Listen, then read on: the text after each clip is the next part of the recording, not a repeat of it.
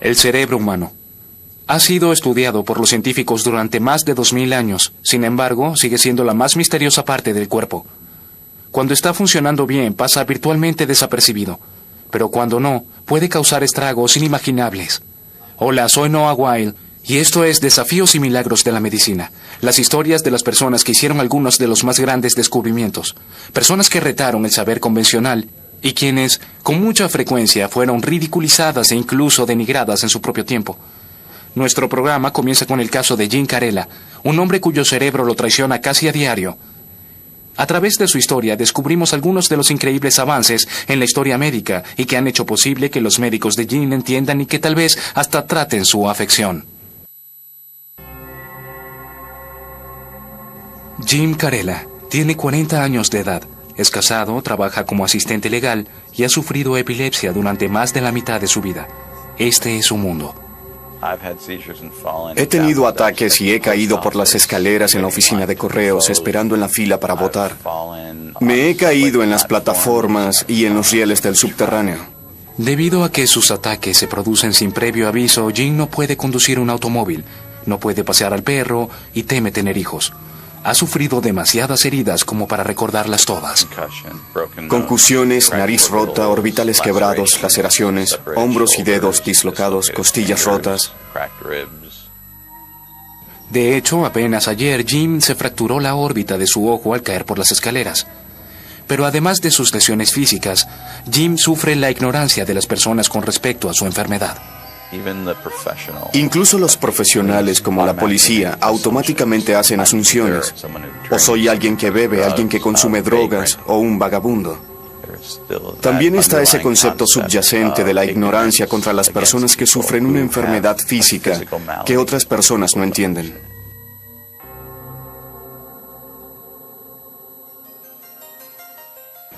Aunque Jim y otras personas con epilepsia aún sufren por los prejuicios de un público poco sofisticado, al menos hemos progresado hasta el punto en que la medicina trata su enfermedad como una enfermedad física. Pero durante la mayor parte de la historia, las personas como Jim eran percibidas como portadores de enfermedades del alma y no del cuerpo o de la mente. En la Edad Media, Malleus Maleficorum, el manual para la cacería de brujas autorizado por la autoridad papal, decía que una de las maneras de identificar a una bruja era por la presencia de ataques, que las brujas podían causar ataques y que siempre se consideró que las personas epilépticas estaban malditas por los dioses o posesas. La epilepsia era un desorden asociado con demonios, con satanismo. Era una enfermedad que hizo que en muchas partes del mundo las personas con epilepsia fueran quemadas en la hoguera, eran quemadas como herejes. Todo lo que se podía hacer se les hacía a las personas con epilepsia. Todo, desde narcóticos hasta marihuana, desde sangrados hasta sanguijuelas, exorcismos, ceremonias religiosas, cualquier cosa imaginable.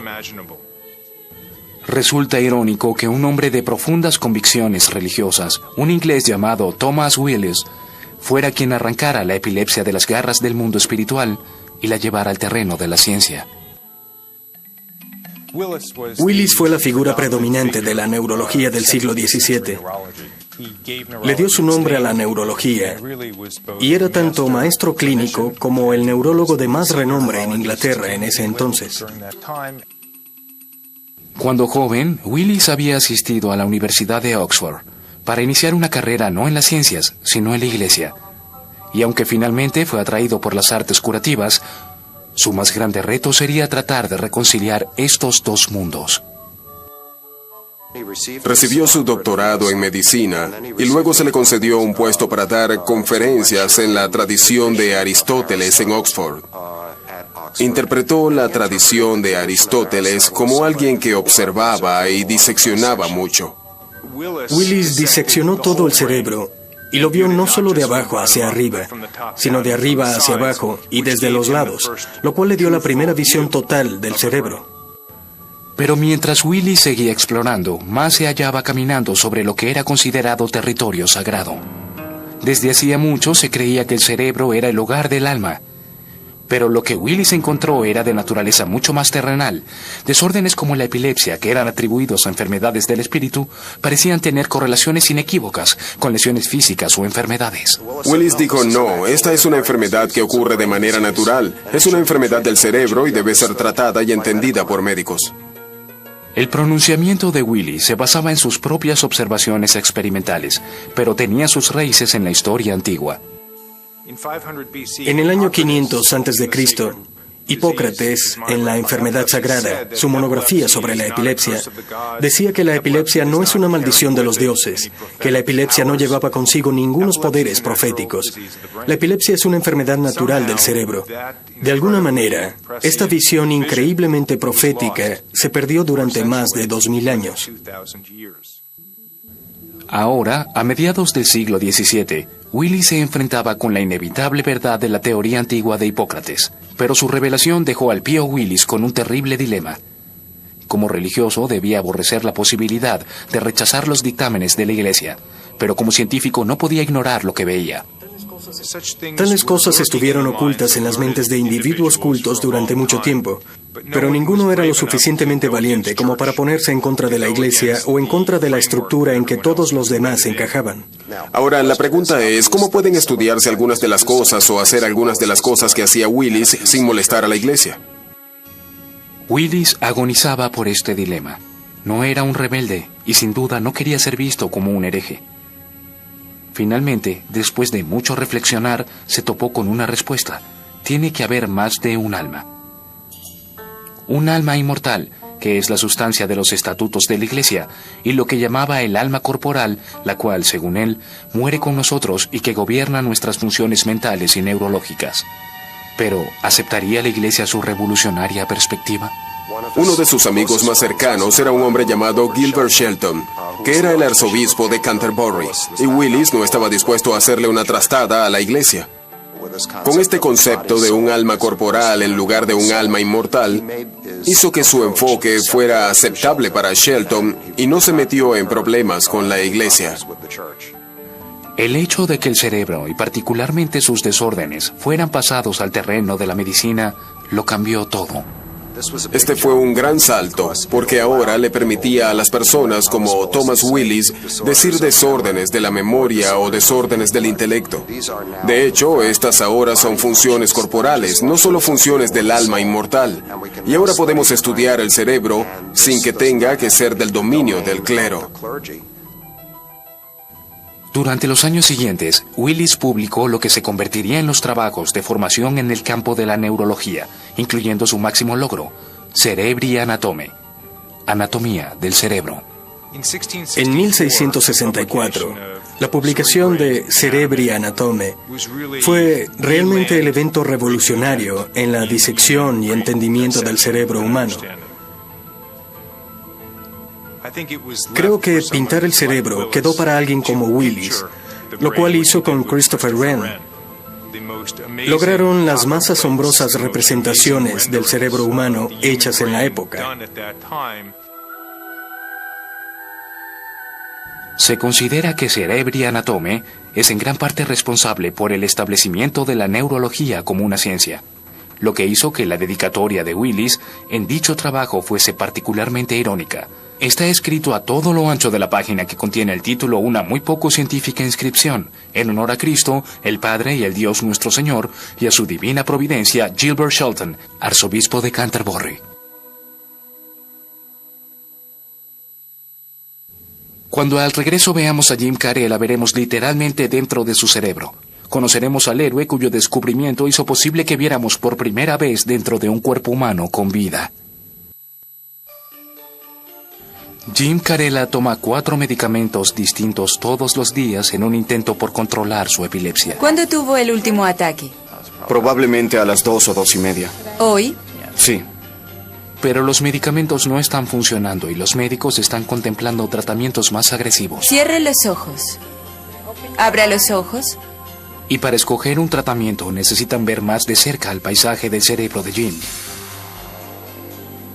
El electroencefalograma les permite literalmente ver la función eléctrica de su cerebro. Luego, una resonancia magnética crea una imagen tridimensional, permitiéndoles ver cualquier anomalía estructural como una lesión o un tumor. Y con esta tecnología los médicos de Jim pueden observar literalmente cada milímetro de su cerebro. Pero durante la mayor parte de la historia de la medicina, la única vez que los médicos podían ver el interior del cerebro de un paciente era después de que éste había muerto. Entonces, en uno de los accidentes más fortuitos en la historia de la medicina, se abrió una ventana hacia el mundo interno del cuerpo. Era el año 1895. Solo unos años antes, Thomas Edison había creado la primera bombilla práctica de luz. Ahora el entendimiento de cómo se comporta la electricidad se ha convertido en la pasión de muchos de los principales físicos de la época.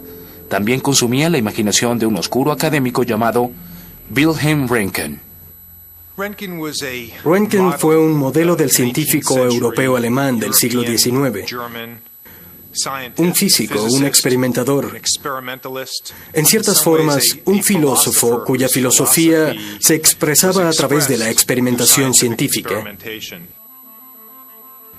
A los 50 años, Röntgen ya había enseñado en 4 universidades distintas y había publicado unos 48 trabajos, todo esto sin lograr la más mínima notoriedad. Ahora en su laboratorio de la Universidad de Bosborn, todo eso estaba por cambiar. Así que estaba en su sótano. Trabajaba en su tubo Crookes, que es algo que parece una bombilla eléctrica con un terminal negativo y uno positivo, y a través del cual pasa electricidad. Röntgen estaba electrificando un tubo vacío de vidrio de forma extraña para formar lo que se conoce como rayos catódicos. Se sabía que estos misteriosos rayos podían recorrer una distancia muy corta fuera del tubo.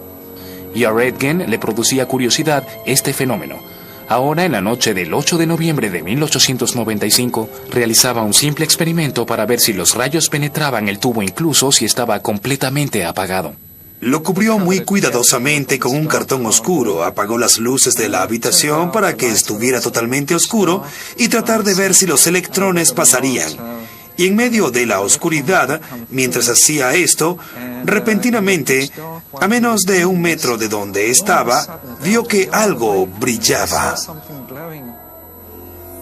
Lo que brillaba era un pedazo de cartón cubierto de un material fosforescente colocado sobre una mesa a varios metros del tubo.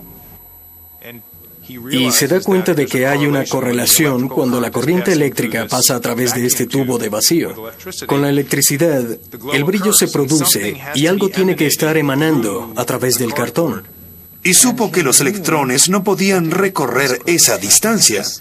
Era un hecho absolutamente conocido. Y en esa época no había rayos o partículas conocidas que explicaran esto.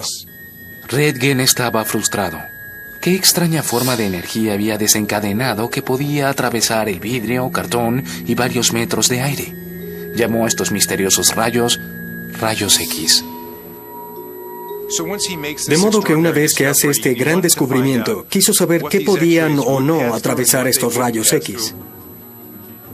Durante las siguientes semanas, probó varios materiales diferentes para ver si estos podían bloquear los misteriosos rayos. Comenzó con un mazo de cartas. Podía atravesar madera, podía atravesar papel, tomó un libro de 5 centímetros de espesor y todavía brillaba. Finalmente, tomó una caja llena de plomo y dio la impresión de que el plomo era la sustancia que los rayos X no podían atravesar. Acerca de esto, Röntgen escribiría: ¿qué tipo de onda o rayo hace lo que veo que éste está haciendo? ¿Estoy cometiendo alguna clase de error? ¿O tal vez me estoy volviendo loco? Decidió que para probar que no estaba loco, haría que su esposa bajara a ver lo que estaba haciendo. En medio de una gran fanfarria sentó a su esposa Bert. Colocó su mano sobre una placa fotográfica y encendió el tubo de rayos X. Ella estuvo sin moverse durante la exposición y luego esperó ansiosa mientras su esposo revelaba la placa. Y ve su mano, ve los huesos, ve el anillo de bodas, y al principio se siente atemorizada por la fotografía. Dijo: ¡oh, Dios mío! Estoy viendo mis propios huesos. Dijo: estoy viendo mi propia muerte. Estaba totalmente aterrada y él estaba encantado porque ahora había provocado inequívocamente que no se estaba volviendo loco, que lo que hacía realmente estaba ocurriendo. Röntgen sabía que esto era algo extraordinario. Y solo en unas pocas semanas logró escribir y presentar un artículo detallando sus experimentos para un diario científico. Al principio el editor mostró poco interés en el trabajo de Röntgen, pero cuando vio la placa de la mano de Bethe, publicó el trabajo de inmediato. Mientras tanto, la historia fue recogida por uno de los diarios más populares de Viena y en poco tiempo recibió publicidad en todo el mundo. A las semanas, los titulares decían: «Nueva luz ve a través de la carne hasta los huesos», y abundaban las demostraciones públicas de este extraño nuevo rayo. Una de las cosas más importantes es que era físico, y como físico simplemente le interesaba la física de las cosas. Pero aparentemente Röntgen no tenía idea del tremendo significado médico de su descubrimiento, de manera que se sentía frustrado y molesto por toda la atención. Creo que inicialmente no vio la amplia relevancia de lo que había descubierto, aunque creo que quienes lo rodeaban lo vieron rápidamente, tanto en la comunidad médica como en la de las personas comunes, que fue lo que generó su fama mundial de la noche a la mañana. Literalmente a los meses, los médicos a ambos lados del Atlántico comenzaron a usar los rayos X para observar bajo la piel de sus pacientes. Mientras tanto, el tímido y modesto Röntgen regresó a su laboratorio en el sótano. Le huía a la vista del público, se rehusaba a conceder entrevistas y nunca patentó ni se benefició económicamente de su descubrimiento.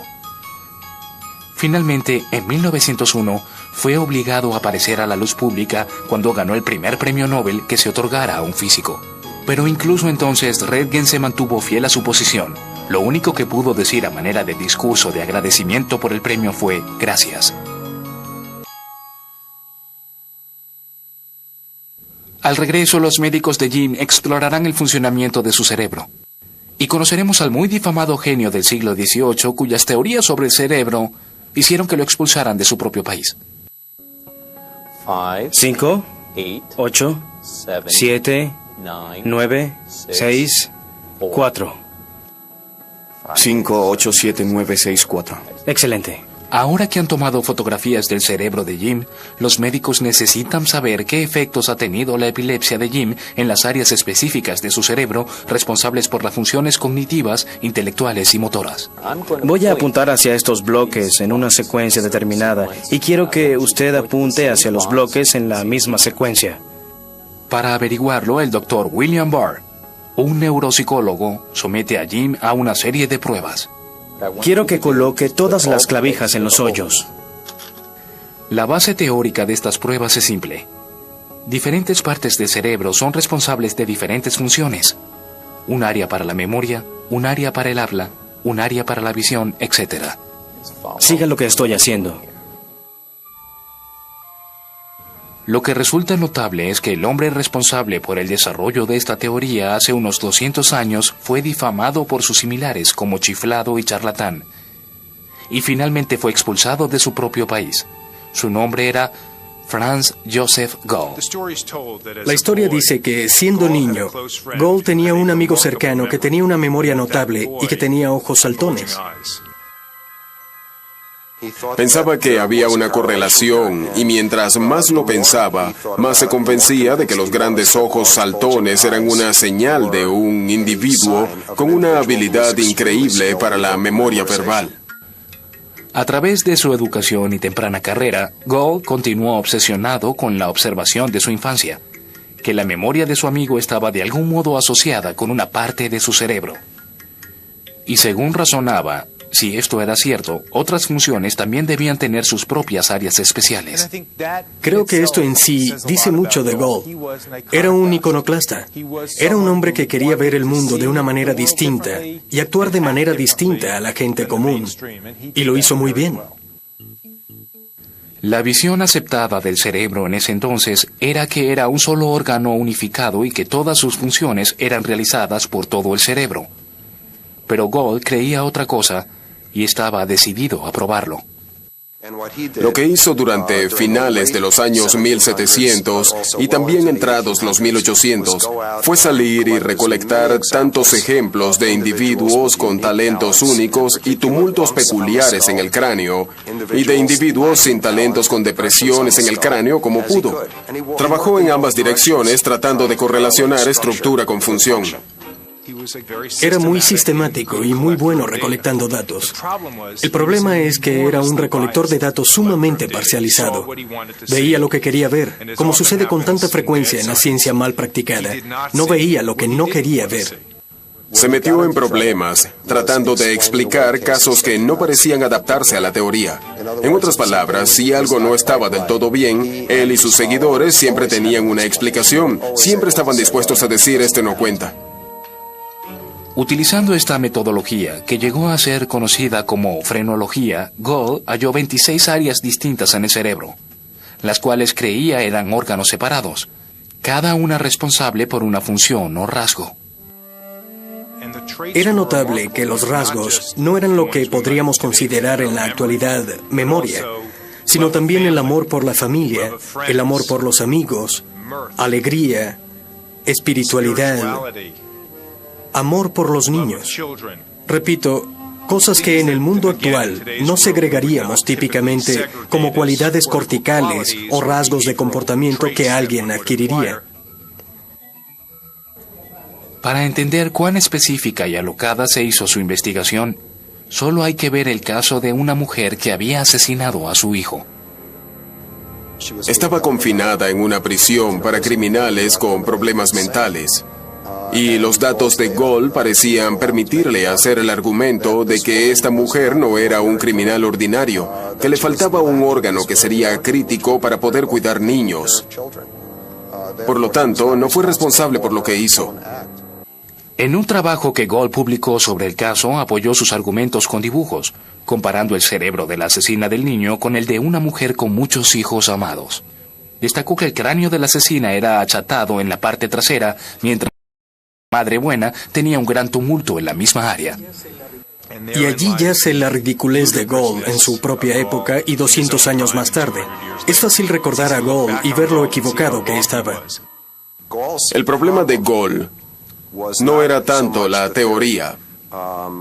La teoría de Gall era realmente genial. Lo asombroso es que, aunque estaba en el camino equivocado, llegó al lugar correcto. A pesar de lo errado de su razonamiento y de su metodología sesgada, Gall había logrado llegar a una de las teorías más importantes de la ciencia del cerebro. Gall fue el comienzo, la semilla para la ciencia occidental de la localización cerebral. El principio básico que forma la base de la ciencia cerebral moderna, que grupos diferentes de células cerebrales realizan funciones distintas, que hay áreas que hacen funciones motoras, áreas que hacen funciones visuales, áreas que hacen funciones del lenguaje. Gall lo vio mucho antes de su tiempo. Desafortunadamente para Gall, muy pocos apreciaron lo brillante de su teoría. La Iglesia y la mayor parte del mundo profesional y científico aborrecían todo lo que él hallaba y decía.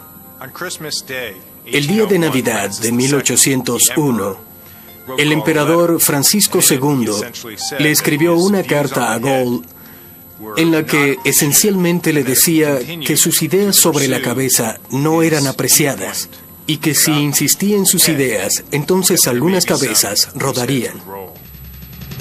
Así que Gall hizo lo que tenía que hacer. No estaba dispuesto a renunciar a su ciencia. Así que empacó sus cosas, viajó a través de Alemania y finalmente se estableció en París, que fue donde realizó sus mejores trabajos escritos sobre el tema de la organología o frenología, si utilizamos el término más genérico. Pero mientras sus colegas y la Iglesia habían rechazado la teoría de Gall sobre la frenología, los seglares la adoptaron. El público se enamoró de él. El público estaba enormemente encariñado con su noción. Era una idea atractiva. Tenía una práctica notablemente exitosa. Era un conferencista popular, era un hombre del pueblo y era rico. Y finalmente, ya bien entrado el siglo XX, fue la popularidad de la frenología la que empañó el legado de Gall como científico. Es recordado no como el padre de la localización cerebral, sino como el creador de una de las pseudociencias más ridículas de toda la historia de la medicina. Al regreso, Jean y su médico deben tomar una decisión: cómo van a tratar su epilepsia. Conoceremos a un científico británico del siglo XIX que casi va a la cárcel por sus investigaciones sobre el cerebro. Una vez hechas las pruebas y los rayos X, Jean y sus médicos ahora deben tomar una decisión acerca del procedimiento a seguir. Warner Doyle es un neurocirujano. En la resonancia magnética buscamos anomalías de desarrollo. Nos estimula mucho poder ofrecerle cirugía resectiva a los pacientes que sufren de epilepsia en el lóbulo temporal. Para muchos epilépticos, la cirugía, aunque riesgosa, es la mejor alternativa. Y si la epilepsia de Jim se originó en un área específica de su cerebro, sería un buen candidato. Pero la tuya no. La tuya es simétrica. No hay ninguna anomalía visible. La alternativa de Jim para la cirugía es un nuevo dispositivo llamado estimulador del nervio vago, una especie de marcapasos para el cerebro. Y este es el dispositivo en sí, con la batería y los componentes electrónicos dentro. Y estos alambres helicoidales, van alrededor del nervio vago. El Dr. Doyle piensa que Jim podría beneficiarse con este dispositivo, pero no es una solución perfecta. No es una cura. Mejora los ataques, pero en general la mayoría de las personas, la vasta mayoría, no logra una total resolución de sus ataques. El Dr. Doyle puede diagnosticar y tratar la enfermedad de Jim porque tiene un conocimiento íntimo de cada minúsculo espacio del cerebro y sus funciones. Pero durante gran parte de la historia no hubo un mapa de las funciones del cerebro. Hasta el siglo XVI, los anatomistas habían diseccionado el cerebro de los muertos y habían descrito su estructura con lujo de detalles. Pero la única manera de determinar exactamente qué áreas del cerebro eran responsables de la visión, el habla o el movimiento, era que alguien experimentara con cerebros vivos.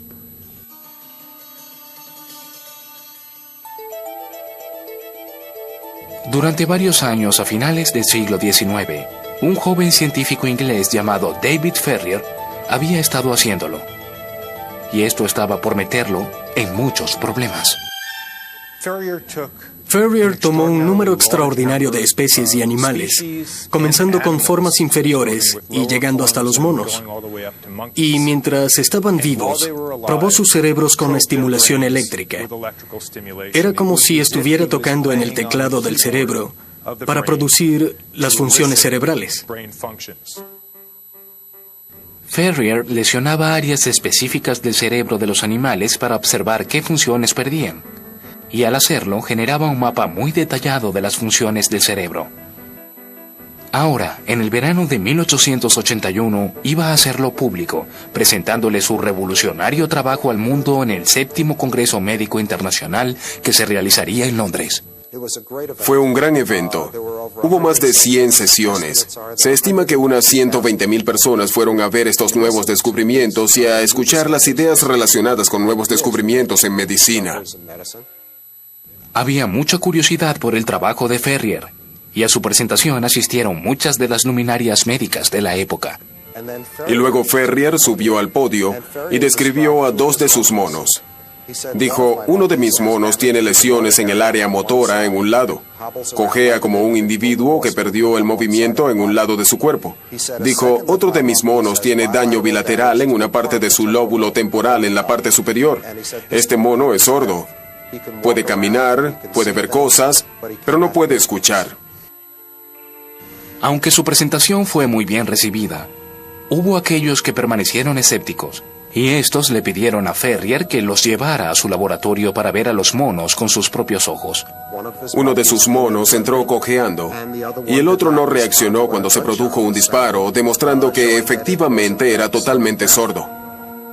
Algunos de los médicos continuaban expresando dudas, y le hicieron a Ferrier la inusual petición de que les dejara sacrificar a uno de los monos para realizarle una autopsia al cerebro. El asunto era, ¿las lesiones cerebrales fueron hechas donde se supone que estaban? Para el asombro colectivo de la audiencia de Ferrier, así era. Se halló que el mono tenía la lesión exactamente donde Ferrier dijo que estaría. La gráfica demostración de Ferrier logró convencer incluso al más escéptico de su audiencia. Pero hizo algo más. Centró mucha atención en una controversial práctica conocida como vivisección, investigación en animales vivos. En este Congreso Internacional se realiza una votación para determinar si a la comunidad médica y científica le parece que la vivisección es algo aceptable moral y éticamente. La votación es unánime. Todos los científicos y los médicos votan indicando que es algo que debe continuar y lo apoyan. Pero mientras la comunidad científica celebraba la práctica, el sentimiento por la vivisección entre el público general era mucho menos entusiasta. David Ferrier realizaba sus experimentos sobre localización cerebral en una época en que la controversia por el uso de animales vivos en los experimentos era muy variada y dividió considerablemente a la sociedad victoriana.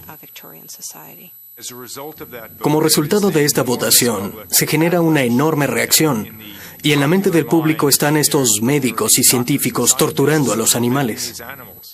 Un grupo en particular fue bastante expresivo y estaba decidido a hacer que la vida de los que experimentaban con animales vivos fuera un infierno. Este grupo estaba liderado por una mujer llamada Frances Power Cobbe.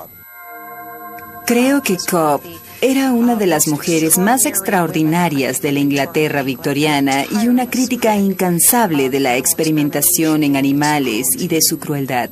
Tras la votación sobre la vivisección, Cobbe se obsesionó con destruir a Ferrier. Frances Power Cobbe halla una ley en los libros que dice que hay que tener una licencia para realizar vivisecciones. David Ferrier no tenía tal licencia. Estas licencias y certificados habían sido instituidos recientemente cuando el Parlamento aprobó la ley de crueldad con los animales en 1876. La pregunta era, ¿Ferrier cometió un error, quebrantó la ley?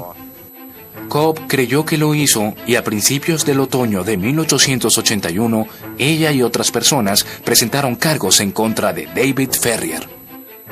El caso fue a la corte y fue sometido a juicio. Metafóricamente estaba en juicio por todo el movimiento de la vivisección. En efecto, muchos de sus colegas médicos asistieron al juicio y recibió amplia cobertura por el Times de Londres y en el Diario Médico Británico. De hecho, las personas alrededor del mundo sabían lo que sucedía y sabían lo que estaba en juego. Para la comunidad de fisiólogos ingleses, que un científico tan prominente, tan eminente como David Ferrier fuera acosado y acusado fue una especie de señal de alarma. Se leyó el primer cargo y este decía que Ferrier había operado sin la licencia apropiada. Bien, las personas que acusaban no habían hecho su tarea. En el transcurso de su juicio, se supo que estas extirpaciones o los cortes en los cerebros de los animales habían sido realizados por su asistente de cirugía, quien tenía la licencia y el certificado requeridos.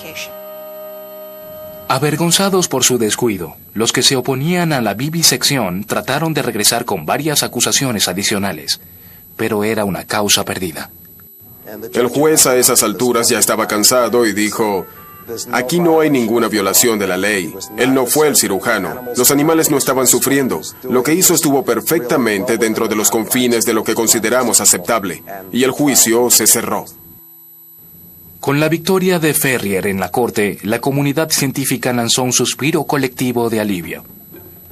Pero aunque puede que la derrota le haya dado un golpe momentáneo a quienes se oponían a la vivisección, sus filas continuaron creciendo e incluso en la actualidad siguen siendo una fuerza a tener en cuenta. La vindicación final de Ferrier se produjo unos días después del juicio cuando un cirujano llamado Rickman Godley le pidió ayuda para un paciente epiléptico. Pudo ayudar al neurocirujano a determinar el área del cerebro donde se originaron los ataques. Cuando Godley practicó la operación en 1884, halló una cicatriz exactamente en el área que había predicho Ferrier y la removió. El primer caso exitoso de cirugía de epilepsia fue realizado con Ferrier como arquitecto. Al regreso, Jim Carrella obtiene un marcapasos para su cerebro. Y conoceremos a dos hombres que arriesgaron sus carreras al implantarle por primera vez una máquina a un cuerpo humano. Luego de serias consideraciones, Jim Carella ha decidido probar el estimulador del nervio vago.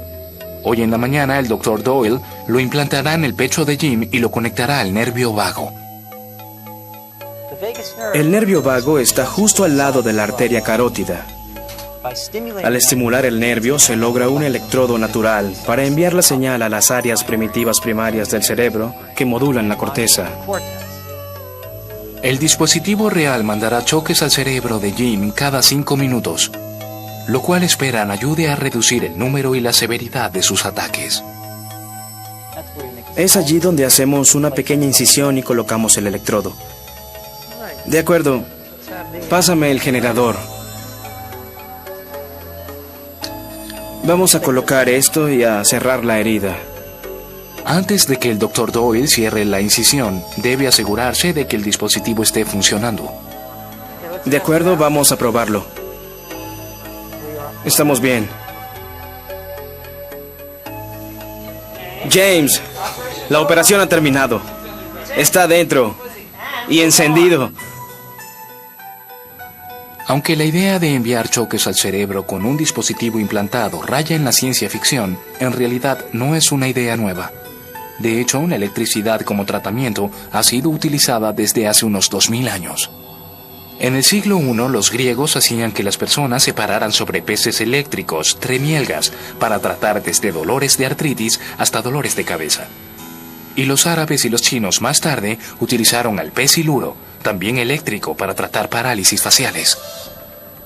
Luego, a mediados del siglo XVIII, Benjamin Franklin voló su famosa cometa y poco después se creó la primera batería rudimentaria. Estos avances trajeron consigo una innumerable cantidad de máquinas y artefactos que se suponía podrían curar virtualmente cualquier dolencia conocida por el hombre, y de algunos de ellos incluso se decía que podían regresar a los muertos a la vida. El único problema era que la mayoría de estos dispositivos no hacía nada. Fue solo en el siglo XX que la electricidad salió del terreno de la charlatanería y se convirtió en una herramienta médica legítima.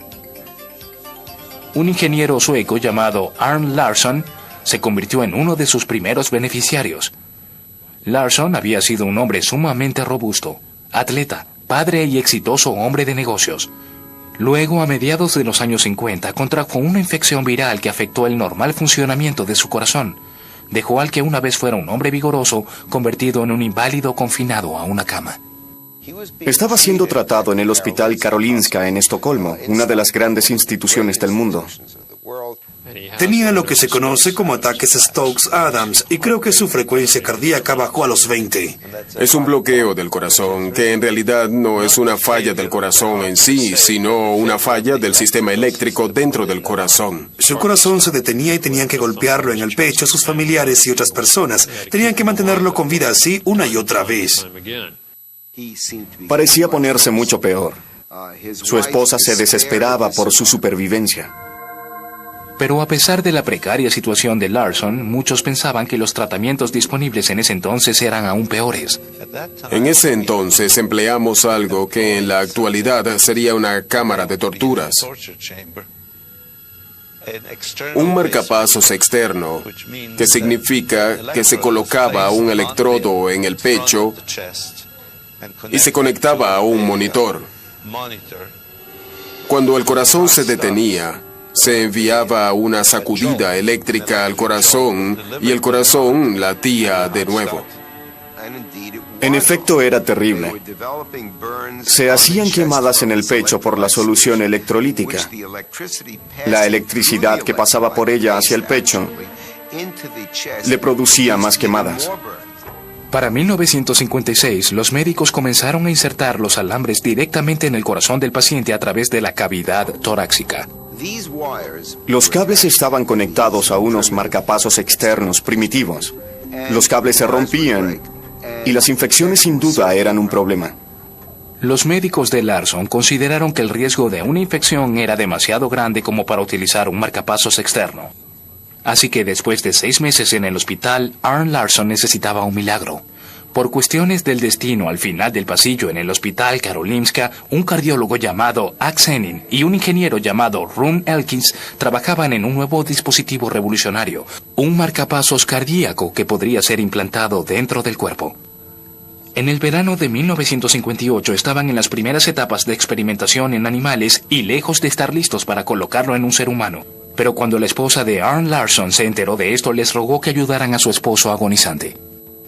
La esposa de Arne Larsson les rogaba que aceleraran sus investigaciones o que recortaran el camino y probaran lo que tenían en ese momento, porque tanto él como ella sabían cuáles eran los riesgos a correr.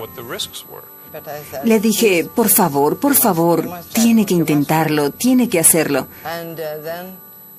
Y después de un rato me dijo, hablaré con el doctor Elmquist y le avisaré. El doctor Senin quería ayudar. El problema era que aún no había hecho un marcapasos. Elmquist tendría que crear uno. Elmquist diseñó el marcapasos con baterías recargables.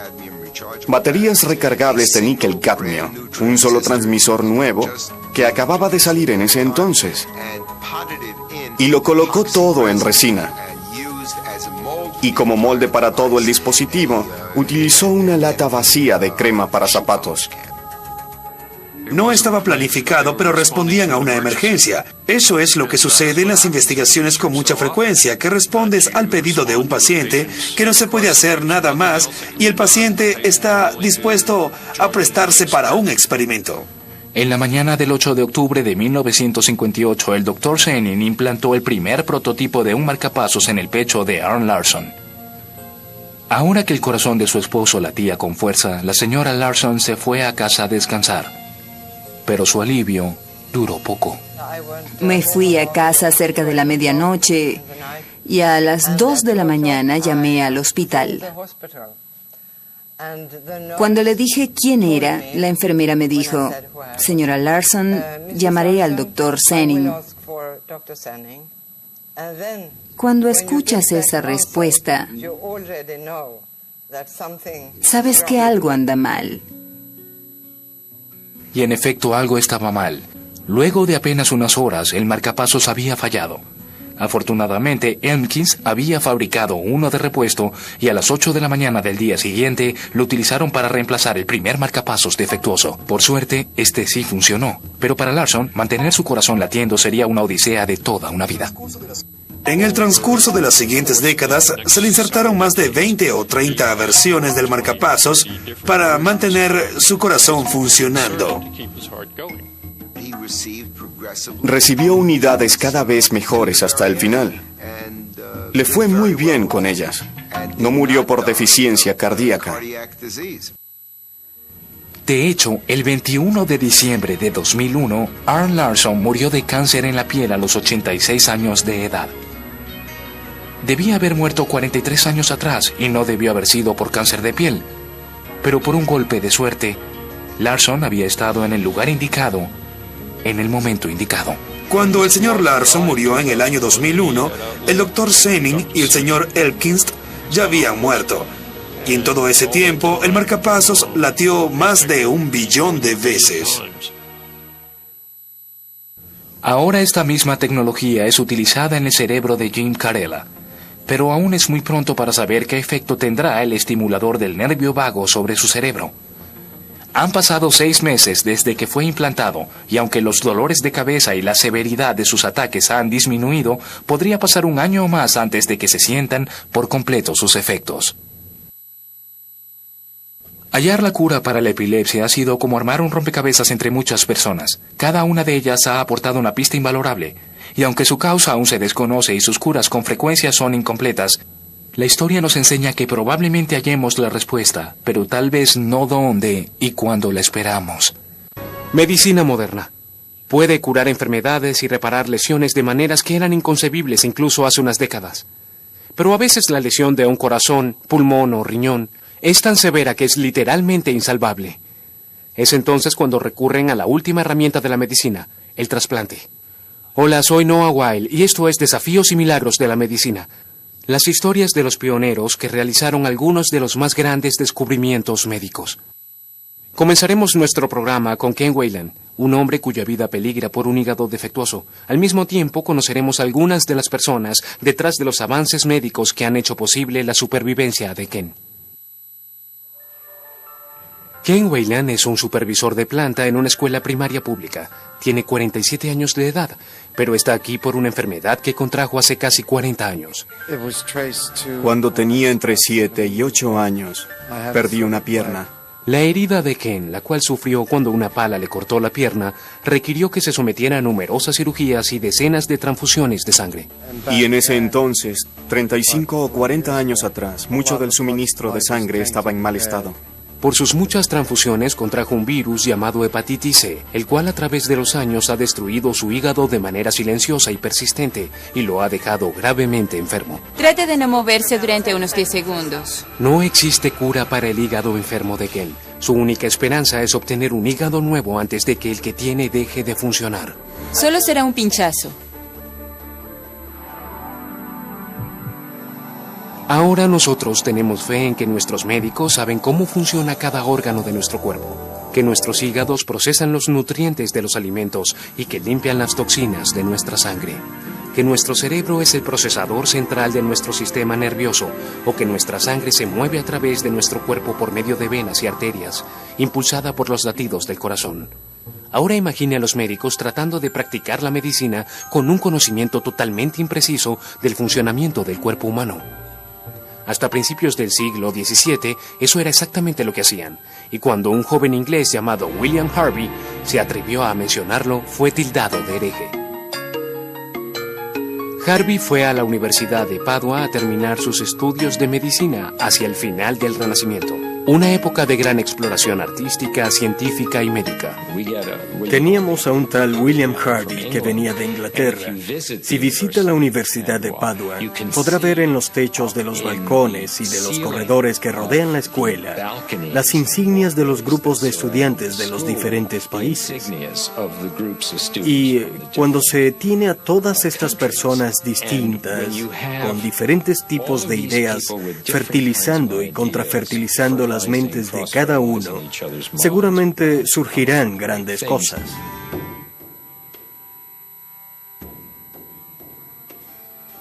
Y lentamente, algunas de las malas interpretaciones acerca del cuerpo humano fueron disipadas. Después de todo fue aquí, hacía menos de un siglo, donde se habían develado las maravillas de la anatomía humana.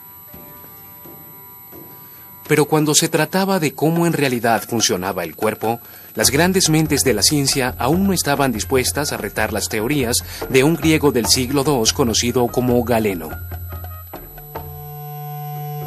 Galeno era un médico griego que vivía en Roma en el siglo II de nuestra era, un gran sistematizador del conocimiento médico de la época, un autor increíblemente prolífico, autor de unos 120 textos, muchos de los cuales sobreviven y fueron responsables por su notable estadía en el poder, por decirlo así.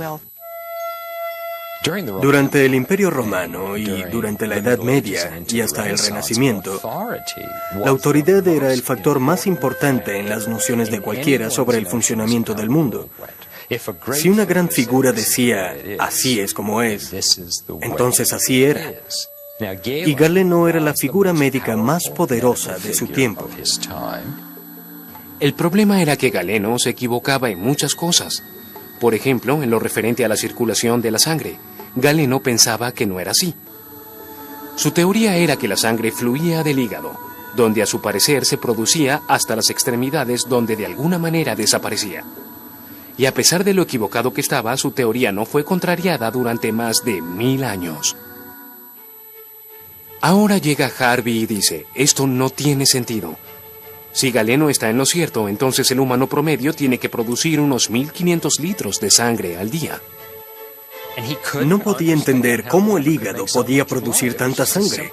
Era simplemente curiosidad que pudo haber sentido un hombre común y corriente, solo que en este caso se trataba de un médico brillante. Después de culminar sus estudios en Padua, Harvey regresó a su nativa Inglaterra, todavía obsesionado por reconciliar las teorías de Galeno sobre la sangre con sus propias observaciones.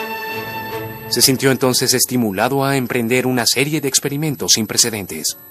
El trabajo de William Harvey se basaba en una gran cantidad de experimentos en animales, más de 80 especies de mamíferos, aves y reptiles. Era absolutamente brutal. Era sin duda una persona de sangre fría. Hacía vivisecciones de cerdos y perros vivos. Los tenía encadenados a las mesas de disección. Los animales lloraban y chillaban mientras hacía las disecciones. Había sangre por todas partes. Le interesaba particularmente la cantidad de sangre que contenían los cuerpos. ¿Cuánta sangre salía de un cuerpo en intervalos cronometrados? La manera en que obtenía conocimientos era absolutamente horrorosa, pero la manera en que obtenía sus conocimientos también le permitió hacer sus grandes descubrimientos.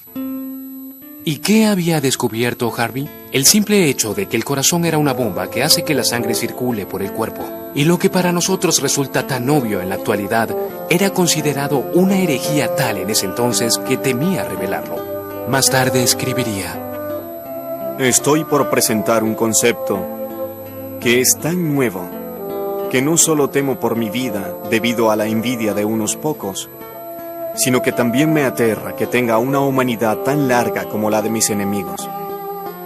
Harvey estaba muy consciente de que sus ideas no iban a ser bien recibidas, pero era tan astuto y ambicioso como brillante, y tenía un plan. Se casó con Elizabeth Brown, quien era la hija del Dr. Brown, médico de la reina Isabel. Esto le valió la aceptación inmediata en el Real Colegio de Medicina en Londres. En 1616 estaba sumido por completo en su trabajo, el cual con el tiempo superó las ideas galénicas sobre el cuerpo. Pero para 1618 era uno de los médicos del rey y se convertía rápidamente en un personaje prestigioso en los círculos ingleses.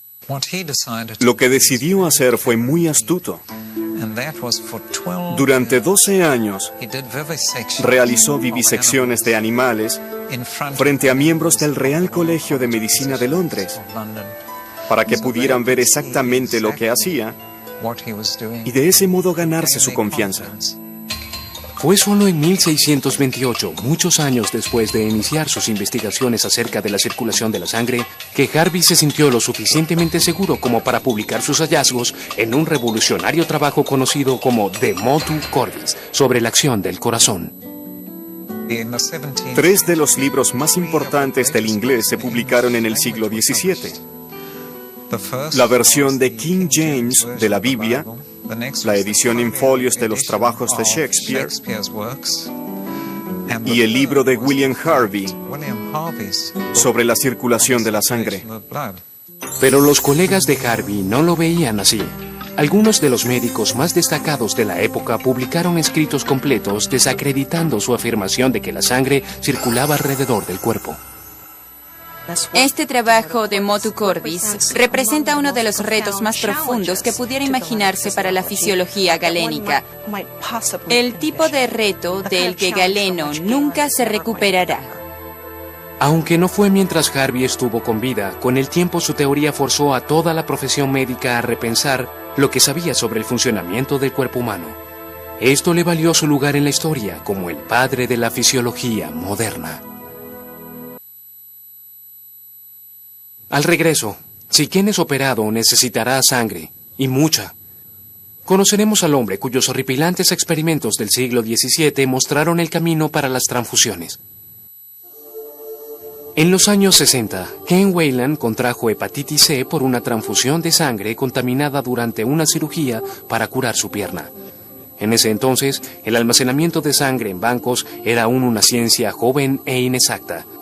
Pero cuando Ken se someta a una cirugía de trasplantes será una historia totalmente diferente. Antes de recibir una gota de sangre donada, un verdadero ejército de personas la someterá a una exhaustiva serie de pruebas.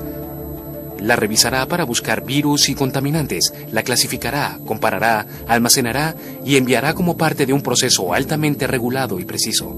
Pero la manera en que comenzó esta práctica, común en nuestros días, constituye uno de los capítulos más extraños en la historia de la medicina.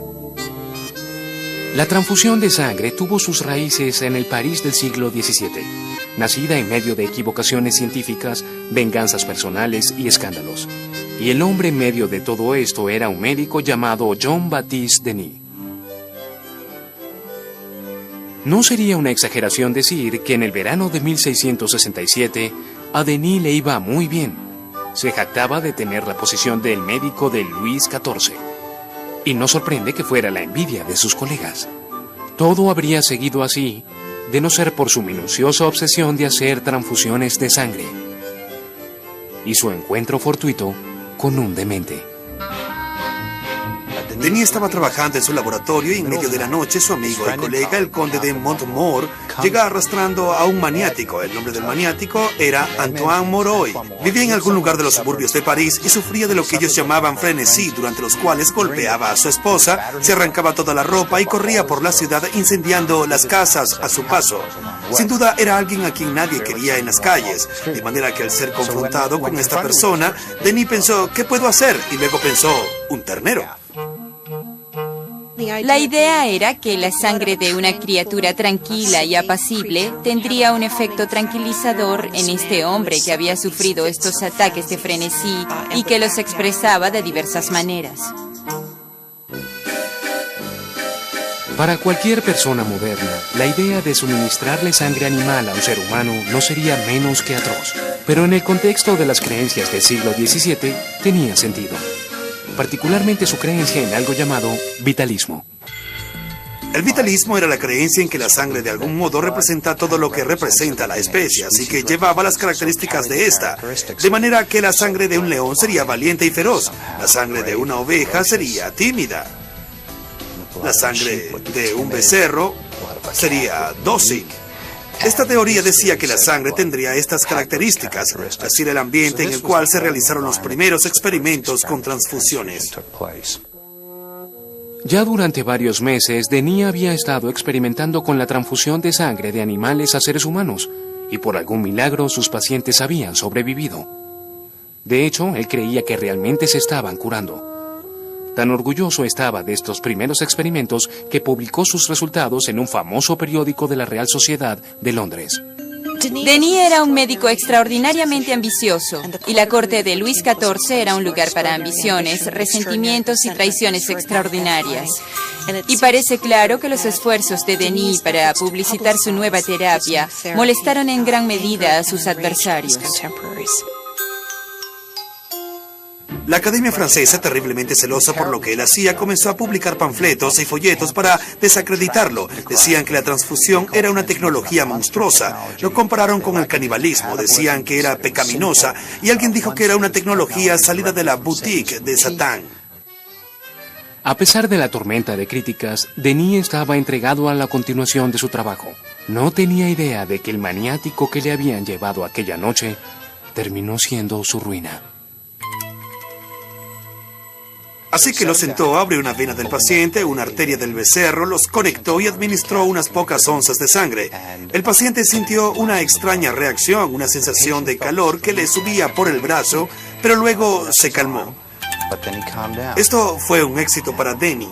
El maniático se calmó. 2 días después, volvió a intentarlo de nuevo. Su segundo esfuerzo no salió para nada bien. El hombre comenzó a experimentar un dolor extremo mientras la sangre del animal fluía dentro de él. El mismo procedimiento, el mismo animal, el mismo paciente, siente el calor subir por su brazo, comienza a vomitar, sufre una terrible fiebre, comienza a orinar negro, como si estuviera mezclada con cenizas de carbón, según escribió Denis. Todos estaban muy preocupados. Afortunadamente para Denis, el paciente sobrevivió a este encuentro, pero era sin duda una amenaza para el tipo de éxito que Denis tenía en mente. El tipo de éxito constante de esta nueva terapia. Es de entenderse que Denis sintiera aprensión por hacerle más transfusiones a este paciente. Y luego la historia se enturbia un poco. Es la esposa del paciente, la que se acerca a Denis y le pide que practique la terapia una vez más. Esto es algo que Denis parece renuente a hacer, básicamente porque tuvo una muy mala experiencia la última vez que había probado la terapia. Él piensa, no quiero tener nada que ver con este sujeto, no quiere seguir en este mundo. Ella le ruega y él dice que no. Ella se va a casa y un tiempo más tarde recibe un mensaje de su asistente de confianza pidiéndole que por favor vaya a la casa de Perrin Moroy, que quiere disculparse. Cuando llega, encuentra todo el equipo de transfusión preparado. Ya había un animal allí y en contra de su buen juicio, se decide a realizar la transfusión. Las cosas comienzan a salir mal incluso antes de que comience a fluir la sangre. El paciente está en un estado tal que Denis está decidido a no continuar y detiene el proceso. Denis quedó perplejo cuando supo al día siguiente